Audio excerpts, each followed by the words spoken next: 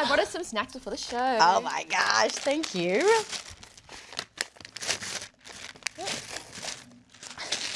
Why are there no green ones? We're just a handful of days away from one of the biggest events involving royals the United Kingdom has ever seen. Eurovision. Yes, King Charles and Queen Consort Camilla recently visited the Liverpool Stadium hosting this month's song contest, where they were granted the special privilege of pushing a button to illuminate the arena for the first time. A gesture as meaningless as the royal family itself. Look, standing in a stadium about to host some of the world's best musical talent is pretty ironic, given the challenges he's faced attracting performers for his coronation as king. For further details, let's cross to the person most loyal to the new king. Little sister and strangely appropriate golden stick in waiting at the coronation, Princess Anne. Oh, hello there.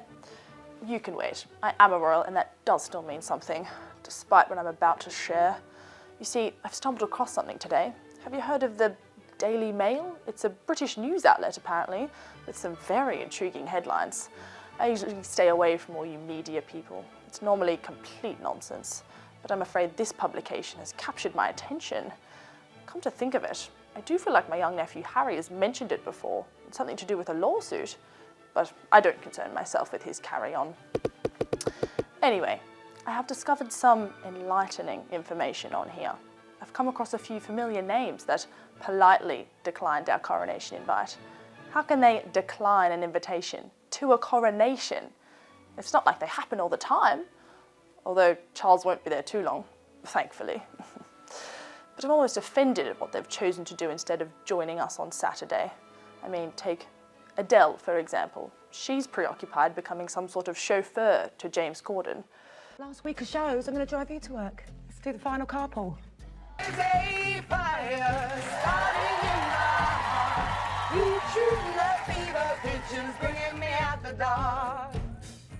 I mean, really, she's choosing to spend time with a man that reportedly lacks basic table manners over celebrating a historic event with the royal family, for goodness sake.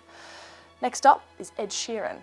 He's got a slightly better excuse. Looks like he'll be spending his time in court after allegedly copying a Marvin Gaye song in his hit single, Thinking Out Loud.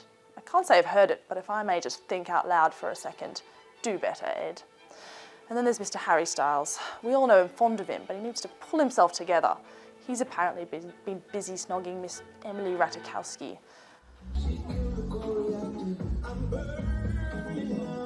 Ugh. You may quite literally be the most good-looking people in the world, but no one needs to see that. And finally, the Spice Girls. Some of them are clearly struggling. I mean, Victoria Beckham has lowered herself to matching double denim. She's not looking so posh there. The royal event could have done her some good. So is this where we are? These celebrities would rather drive around man-children, canoodle in the street, and dress like Britney Spears circa 2001 than attend the coronation. Are we really that irrelevant? No, it can't be that. It's just got to be Charles. We were aware he had a popularity problem. See, if it was me getting coronated, which it should be, celebrities would be flocking, wouldn't you? Oh yes, all pony rides and ruddy cheeks and giddy up. Not. Anyway, let's check in with our finance bro, Barry Martin. All right, today I'm covering a story that really gets to me. It's a story of blatant discrimination against a vulnerable and marginalized member of the community. You know who I'm talking about, Elon Musk, and the abuse that he's been copying, just because he was born into wealth. You know, I thought in our diverse, accepting society, it will be beyond the point of judging a person based solely on where they come from. It's not fair. It's not his fault that he's rich. His dad has funded his whole career, so he says. You know, Elon couldn't lose all that money even if he tried to. And he has been trying to. Really, really trying to. Trying as hard as he can. If he wasn't born into wealth, he wouldn't be able to push boundaries, search for new frontiers. Come on, give the guy a break. Ooh. Okay then. Well, over to medical news, and a suite of changes are set to be introduced to cosmetic surgery procedures, including all patients having to undergo psychological screening from July 1st. To see how this news is being received around town, let's check in with our local hot mess. Guys, I'm about to have a mentee bee. Like, seriously. According to TikTok, I'm as young and hot as I'm ever going to look in my whole life. So if I'm single now, how am I ever going to get married? I'm so stressed I could friggin' vomit. I'm going to have to start planning ahead and freeze my face. Thankfully, this queen showed me how. Botox isn't actually adding anything to your face, it's simply freezing your muscles. So whilst I don't have any deep set wrinkles at the moment, it's going to prevent them from coming later on in life. Wrinkles are scarier than needles. Got it! Oh, whoops. Please remind me to never show any expression again. If you ever see me being happy, slap me. Baby Botox will be step one, but I'm definitely going to need a full facelift to keep me looking like this. Just going to book my appointment. Okay. Oh, what? I need to see a psychologist first? What the freak? Why? I'm literally the most mentally stable person ever. All I want is to look like a baby. What's so weird about that? Besides, what about the doctors doing the actual procedures, huh? Because of them, people are dying for baby faces and big butts. Literally. One wrong snip and I'm left with a festering booty cheek, and yet I'm the one that has to sit the exam? Anyway, I'm off to see my orthodontist. Thankfully, I didn't have to go through a psychologist to book an appointment with them. I'm planning to have all my teeth removed so I can achieve that cute baby gummy smile. Bye! Adorable. Now it's time for a quick message from one of our generous sponsors. I just feel so wonderful knowing that so many people are walking around hating themselves, and that I'm the one who can make everything better. Yes, I want you to imagine a world where you have all my confidence, arrogance, and narcissism. Well, actually, you can have all that and more, because I've created a Vimeo exclusive one-stop online course to teach you all you need to know about self-love.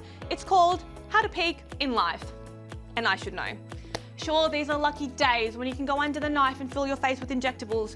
All those yummy toxins and chemicals, God knows what they're putting in there. As long as they're making you happy, that's what I say.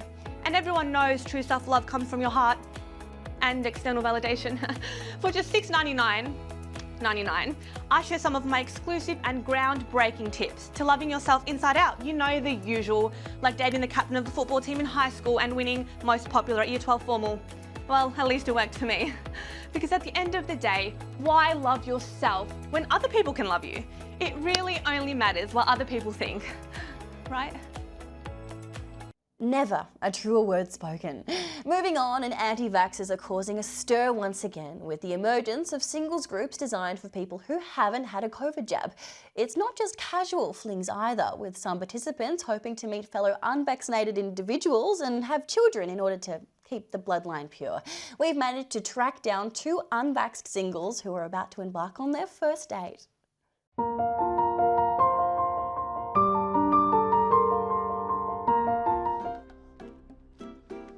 Oh geez, I hope she shows up. Where am I?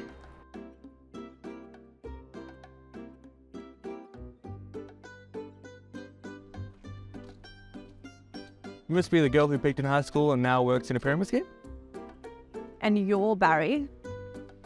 You're still paying for this, right? It's all on me, babe. Now you're not vaxxed, right? I've never had anything foreign injected into my body, apart from the Botox. Yeah, you need it. Yikes. Well, we're off to a quick break. Ahoy! Today's International Workers' Day, and what better way to celebrate than with tertiary education workers across Victoria preparing to walk off the job on Wednesday, protesting millions of dollars in wage theft. So for all the ins and outs of the situation, let's head over to our fashion nun. Hi sisters and tutors. I recently heard on the Holy Grapevine that the tutors of Monash University are going on strike this week. It comes as no surprise after Monash University has been refusing to pay their staff. In order for your strike to be successful, it's important that the tutors have one thing organised. Outfits, of course. That's why I've decided to create Sister Versace Runway's instructional guide on how to dress for a protest. An all-inclusive guide on how to strike a pose whilst on strike. Firstly, always dress for the terrain. A masterclass was delivered by the very first gay and lesbian Mardi Gras in 1978. See? Everyone's in thick jackets to protect themselves from the harsh winter. And later that night, when the police thought it would be fun to arrest and beat the protesters, these jackets came in handy with their extra padding. Did you notice the lack of puffer jackets? Yes, when protesting this week, I'm expecting all you tutors to consult the Book of Media Revelations. Thou shalt not bastardize a protest with a puffer jacket. You'll be grateful for it when the Herald Sun calls you selfish for wanting to be paid right.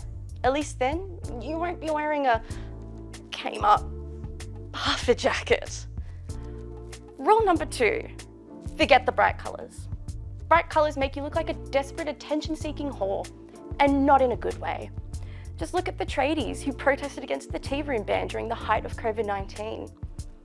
If you stand out, you get crucified. And I know you guys aren't coming back from that one. It might be tempting to stay anonymous during the protests, but I strongly urge that you don't. Which brings me to rule number 3, never wear a balaclava. Balaclavas have kind of become synonymous with extremists. Just look at Ireland with their car-bombing lovers, or we can even look to Melbourne's very own Parliament lurkers. As soon as the balaclavas come out, shit hits the fan. Why not avoid all of that and aim for your next headshot for your LinkedIn profile? So best of luck to the tutors of Monash University on Wednesday. Just remember, the good man upstairs has your back. And more importantly, the Vice-Chancellors of your academic career in their hands. Godspeed. Good luck. They'll need it. Well, the federal government recently announced that children born in Australia to New Zealand parents will automatically become Aussie citizens, with the changes to take effect from the start of July. But for any Kiwis wanting to permanently cross the ditch who are above the age of 0, the dreaded Australian citizenship test remains as difficult as ever. We cross now to Australian Police Sergeant Yolanda Arrest, who is assessing candidates vying for citizenship. Good evening. I understand you are all New Zealanders here today to sit the Australian citizen test. New laws say we'll make it easier for your unborn children. But as for the rest of you, I hope you've studied. Let's begin. You, come here. Can you sing the Australian anthem? Australians, all let us rejoice, for we are... Wrong. It's untouched by the Veronicas. Next. You, come here. You're in Melbourne. Can you legally drink alcohol in public? Oh, I know this. This was recently changed, so you cannot. Yeah, nah, not in a can or a bottle, but you can legally do it in a shoey. So the answer is, get out.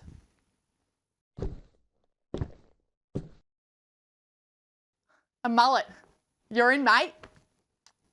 Rigorous selection process. Now let's catch up on the latest in entertainment with our resident culture critic. Thanks, Styles. This week, an absolute horror crime in the screen industry has been committed. No, I'm not talking about Sam Levinson's reign of terror. I am, in fact, talking about the numerous reboots being made of already perfect original movies. Look, I was upset by the announcement HBO made saying they are creating a Harry Potter television series, even though there are already 8 whole movies on the same thing. The classic, "My father will hear about this" line cannot be reproduced. Full stop. My father will hear about this. Is that a threat? But I was absolutely distraught when Lionsgate's Television announced that they too will be creating a television series of the iconic Twilight movies. Now, touching a cinematic masterpiece that is Twilight is a step too far, even if the original does preach Mormonism. But I am still simmering that the cinematic Twilight saga did not even get nominated for an Oscar. Alone, just the acting of the original cast members is something to be in awe of. But the rawness, the vulnerability felt when watching them on screen.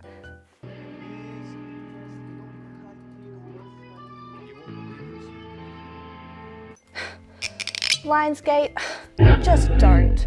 Don't do it. Please don't do a reboot. Quit while you're ahead. It's only going to end in misery. I mean, the Twilight reboot could never recreate Bella. Where the hell have you been, Loka? So just give up. Bella! Where the hell have you been, Loka? It seems showrunners are lacking in creativity, or more likely slacking on their jobs, as the desire to reboot or franchise movies as a quick cash grab is more and more apparent. I mean, come on. The Fast and the Furious, and then the Too Fast, Too Furious, and then the Fast and the Furious Tokyo Drift, and then, okay, let's just skip ahead. There's 10 Fast and Furious movies now. 9 too many if you ask me.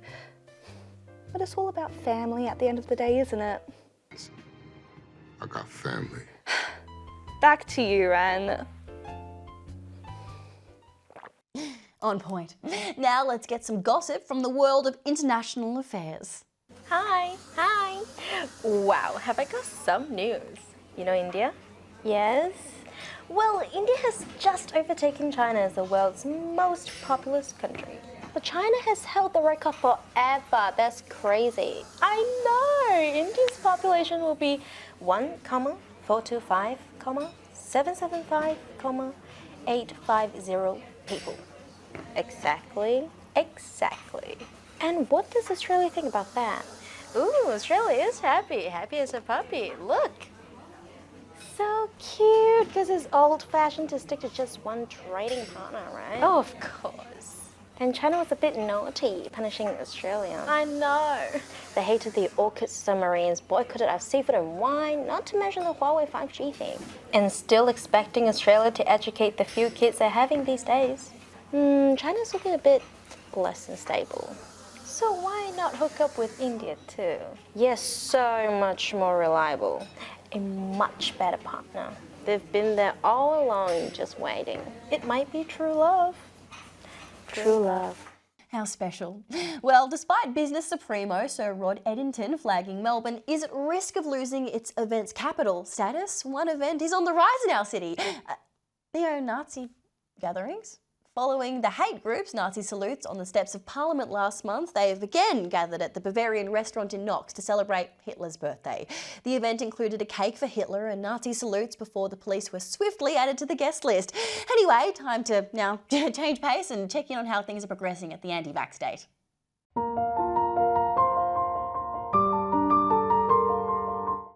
This empty park bench is a great place for a date. Oh, thanks. My mate recommended it for me. I did want to go to a different place, but I am no longer welcome at the Bavarian. What did you do? I may have recreated Dominic Perrottet's 21st birthday party. Oh my god, that's what I did for my Year 12 mock-up day. All right, well, we're off to a quick break.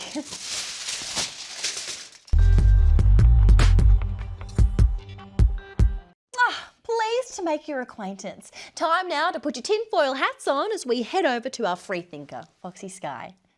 Like the rest of you, I have been trying so hard to hold it together since I found out the tragic news last week about the passing of the beautiful soul, Tucker Carlson. He didn't die, but Fox cancelled his show, which is a fate worse than death for us like-minded individuals. This is news like no other. I simply do not know how I will cope with his departure. Tucker was Fox's most watched personality. He used his primetime show to spew anti-Semitic, racist, xenophobic, and anti-LGBTQ hate to millions. My type of guy. Some of you may know Tucker as a kind person, a genuine guy who only wanted what was best for all white straight men. But to me, Tucker was more than that. Tucker was a mentor, a teacher, a cult leader, if you will. In honour of my dear friend, let's acknowledge some of his finest moments. This may be a lot of things, this moment we're living through, but it is definitely not about Black lives. And remember that when they come for you, and at this rate they will. Inspiring. Trans ideology claims dominion over nature itself. Exactly right. How did we wind up with a country in which feminists do science? I don't know, but it is absolutely criminal. Almost every nation on Earth has fallen under the yoke of tyranny, the metric system. From Beijing to Buenos Aires, from Lusaka to London, the people of the world have been forced to measure their environment in millimeters and kilograms. He's right. Kilograms are a detriment to the modern world. He was an advocate for traditional women when the woke mob decided the green M&M wasn't allowed to be hot anymore. You see, as devastated as I am, I'm still angry. This isn't any old departure. This was not an accident. This was a purposeful, plotted, unwavering sacrifice of one of the greatest people to ever grace our planet. Fox did not provide a reason for Tucker's sudden departure, but we all know why this happened. The Murdochs are being forced into wokeness. You know who I bet is clamouring for his job right now? James Corden. Unbearable. Lisa Wilkinson. Disgusting. The green M&M. Not until she brings back her sexy boots. Well, here's what I think of this woke agenda.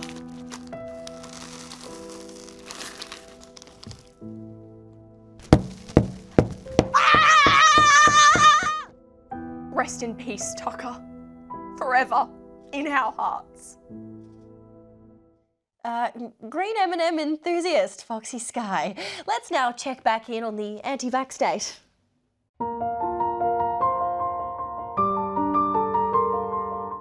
And so that's how I got my blue check mark on Twitter. Okay. Anyway, do you feel like you're overcompensating for your self-esteem issues? No one has ever understood me before. Well, for just $6.99.99, I can help you truly understand yourself with my Vimeo exclusive series, How to Peak in Life. Dad, I need some money. Daddy's money to save the day. Now let's check in on Suburban Affairs with Neighbourhood Watch President Karen Kvetch. I am dressed in black today because I am mourning. Mourning the loss of my rights. Over the years, I've discussed a plethora of issues and spoken to my fair share of managers about their malpractice. But the particular injustice that I will speak about today is by far the most heinous of them all. This is because I have been personally victimised by it. In case you were blissfully unaware of the discriminatory decision that has been causing my heartache, I will kindly bring you up to speed. This week, Yarra Ranges Council made the detrimental decision to ban all community members from attending council meetings in person. They cited verbal abuse and intimidation as their reasons for this ban. I mean, how pathetic!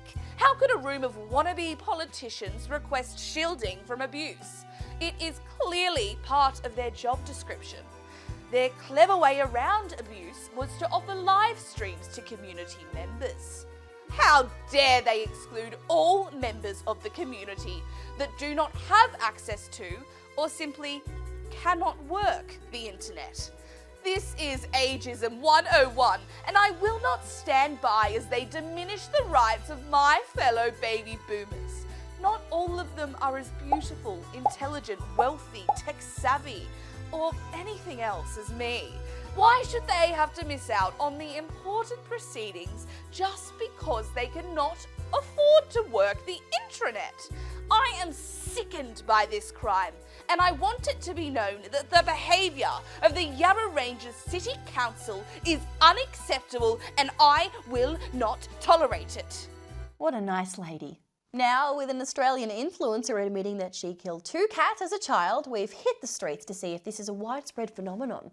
Australian influencer Emma Clare came onto a podcast this week and announced that she has killed 2 cats. Have you ever killed your pets before?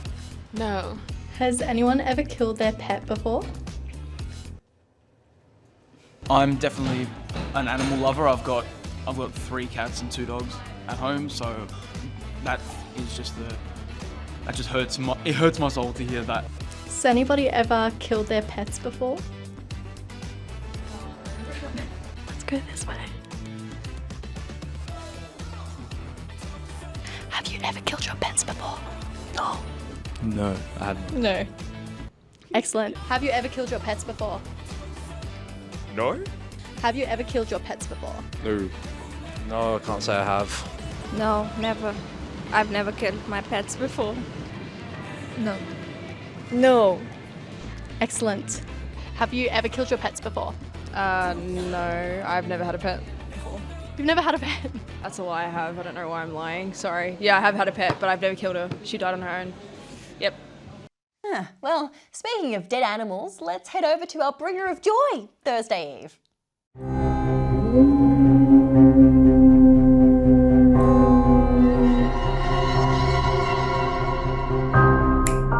Hello cretins, I bring bad news.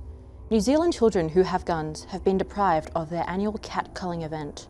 While I usually relish in children being upset and not getting what they want, it is a shame that this is the means to achieve this sorrow. The affair, where armed children hunt the cats for months, was cancelled after it received backlash by online imbeciles. These brain-rotted miscreants thought pet cats would unintentionally get slaughtered along with the feral cats being hunted, and this would be wrong somehow. The event was originally intended to protect native birds from these feral cats. However, I think the youth should learn you don't need a reason to justify your bloodlust. Maim and slaughter these felines because you desire to, not under the guise of a measly $250 grand prize. It is unfair to those who yearn to become serial killers or psychopaths later in life. Killing animals in their youth is a common trait amongst these folk, and who are we to stand in the way of these children achieving their goals? I do hope to see the event reinstated, not to ease the children's anguish, but because they use air rifles to hunt these life forms, which can prolong the pain and distress of the creature's death. And that's always something to celebrate. Joyous. The struggle. It's real. Oh, thank you.